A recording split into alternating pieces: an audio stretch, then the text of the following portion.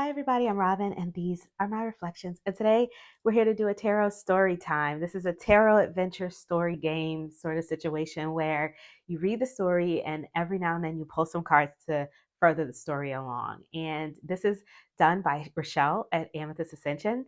So this is a VR to her videos. I pulled this from her Facebook page. She put the stories up on her Facebook page for us to do, and I've done one episode of this. I did episode 1 already, so I will link that up here if you want to see it. But I am now going to do episode 2. This one is about a haunted house. I think I'm going to use my Buffy tarot. I was going to use tarot of the haunted house because I was like, okay, we need something happening with indoor spaces, right? Because it's inside. But I wasn't feeling that one. And then I thought, well, maybe I'll use the horror tarot, or even I have a cat tarot that takes place inside. And then something just said, let me use this Buffy tarot because I never use this thing. I never use it. So we're going to use this today, and we're going to see where this deck takes us on the story. So I am going to, as I shuffle these cards, I'm going to place the stories on the screen for you so that if you want to take a screenshot of them so that you can do them for yourself at home or here on YouTube or on Instagram or wherever, you'll have them there. I'm also going to, in the description box below, link Rochelle's video, her episode of this as well, so that you can get over there and take a look at her. There are a lot of these stories on YouTube. People have been doing them. So if this is your thing and you find that you really like this type of video, click that hashtag that I'll put either in the title bar or in the description box below, and check them out. Check out everybody's stories. So let's get started. So it says episode 2, story time, a tarot adventure.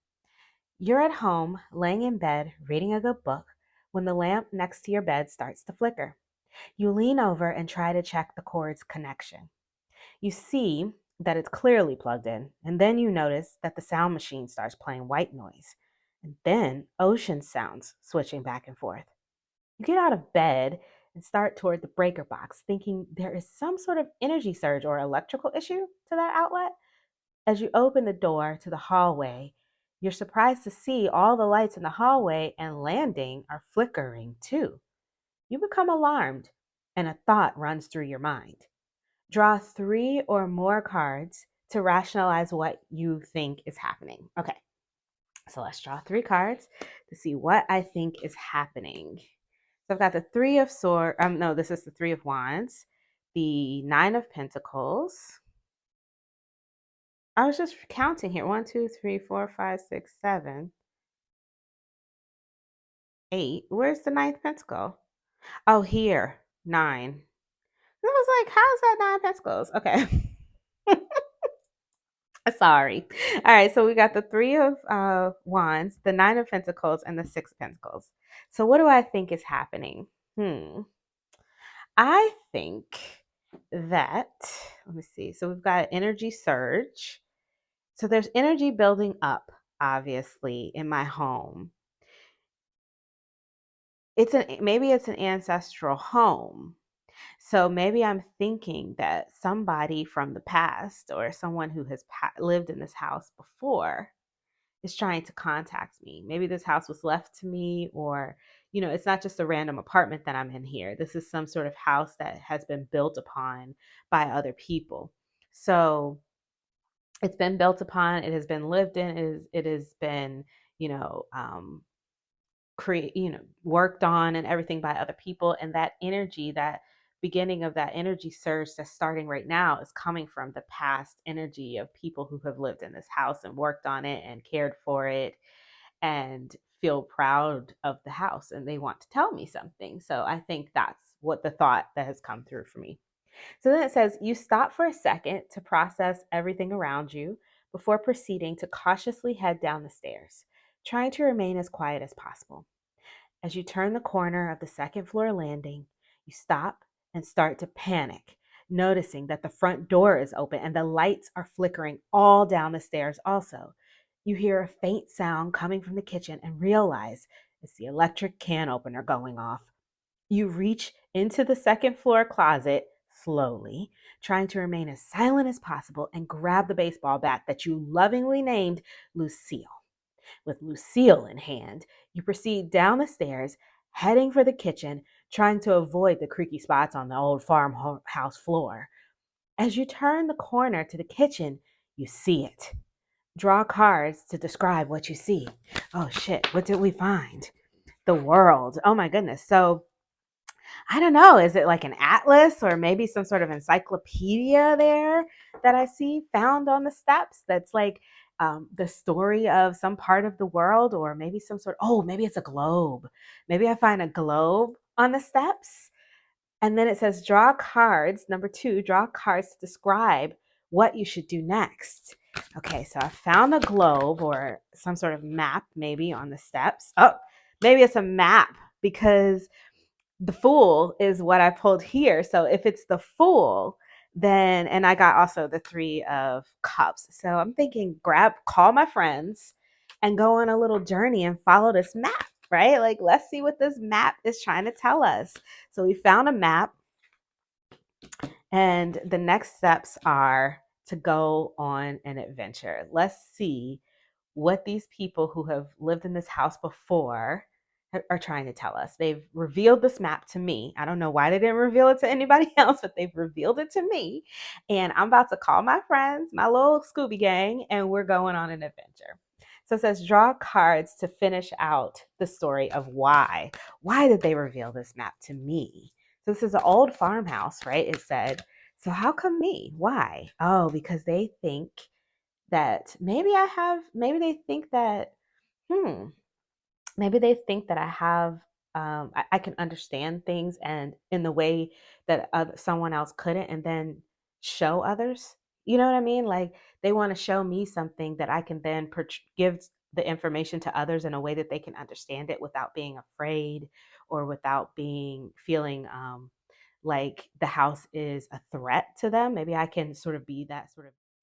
Sorry, I got a phone call. Maybe they feel like I can be, um, that I can take in the information from them and then relay it in a way that's not going to feel scary or let other people feel like the house is a threat, and I can be that mediator for them. So maybe that's why they are showing it to me. All right, let's move on. So that's it for the story. But now I'm kind of curious to see like what's up, right? So what are we going to find on this journey? What is the message that they're trying to share with me? The Knight of Scythes, which the scythes are swords, I think, right? Let me check. I don't know. I don't use this deck that much. Let me see. Let me see about these scythes. Let me see. They can sever dual edge nature, corresponding truths of the suit of swords. Yeah, so this is the swords. So the Knight of Swords. Yes, they're definitely trying to give me some truth. They want to really reveal something to me. So there's a woman in a red dress who wants to reveal something to me about, let me see, the 2 of Cups. Oh, so there's been some sort of fight on the property. It looks, I don't know, these 3 are making me think. So the Knight of Swords with this 2 of Cups, which sometimes can be about um, contractual connections or people working together in a sort of contractual way. With the Hermit is making me think that maybe somebody that's living in this house, or maybe the person who sold me the house didn't own it. Maybe it's not their house, right? If I'm renting it or if they sold it to me, maybe they're saying that the truth is that the owner is not the true owner. And there's been a switch here, right? There's been a switch, or there's been some sort of miscommunication between um, who was really supposed to have ownership of this home. And they want to reveal to me the truth of the person who should have um, ownership, or maybe should have had ownership of this home. So what can I do about it? That's what I need to know. Okay, and then they want me to then take that truth and do something with it. Like, what can I do though? Queen of Cups. Maybe